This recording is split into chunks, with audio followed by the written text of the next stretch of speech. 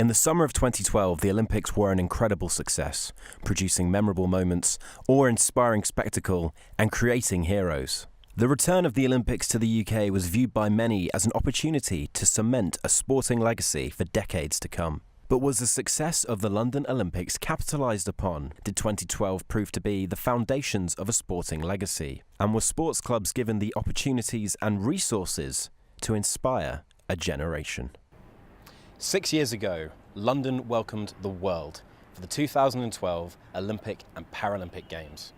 Games that promised to be different, games that promised to inspire, and games that promised a legacy. Millions of athletes and coaches around the country were inspired by the likes of Mo Farah, Jessica Ennis-Hill and Greg Rutherford. None more so than Marshall Athletics Club in Milton Keynes, where future Olympic champion Greg Rutherford had trained as a young athlete. It's here that many young athletes with a flair for track and field try their hand at athletics for the first time. I spent the whole time watching it. I saw the javelin throwers. That inspired me to do javelin. In terms of things like, say, the kind of things like national cross country, kind of national road racing championships, kind of participation from 2012 has almost doubled.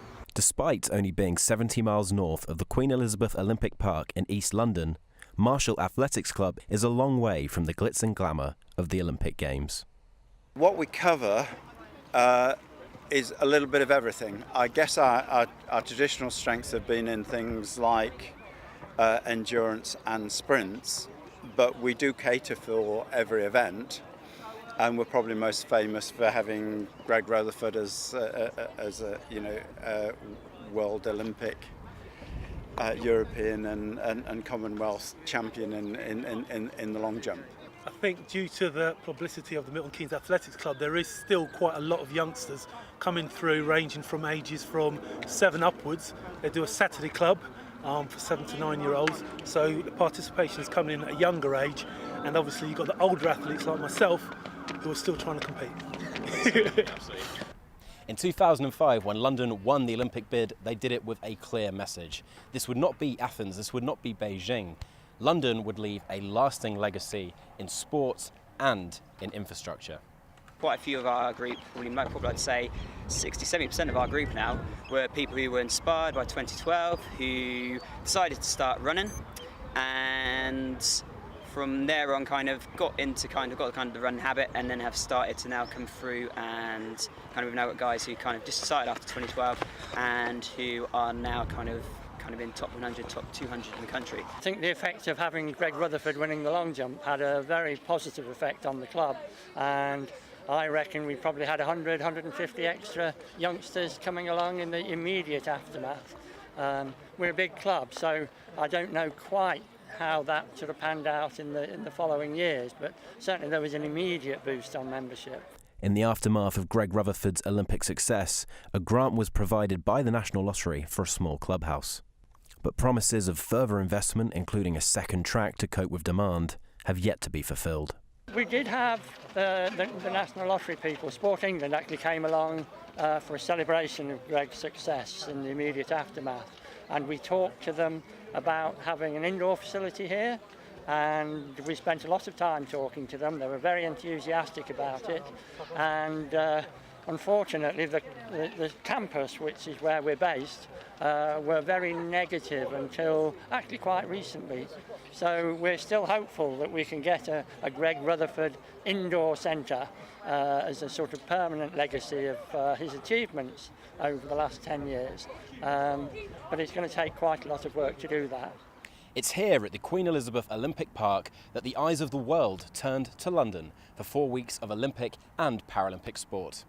The Games were an undoubted success for Team GB and as a sporting spectacle, but did they deliver on their number one promise to inspire a generation? For about a year, we had loads of new people, sprinters. Unfortunately, a lot of them have left now. They didn't last the course, and that was 6 years ago now, nearly.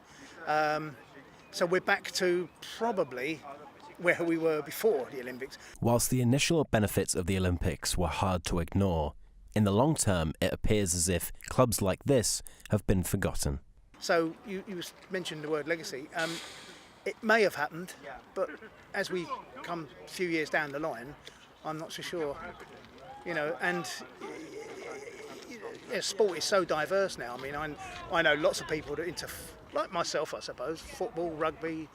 There's so much out there, and athletics is just one part of it.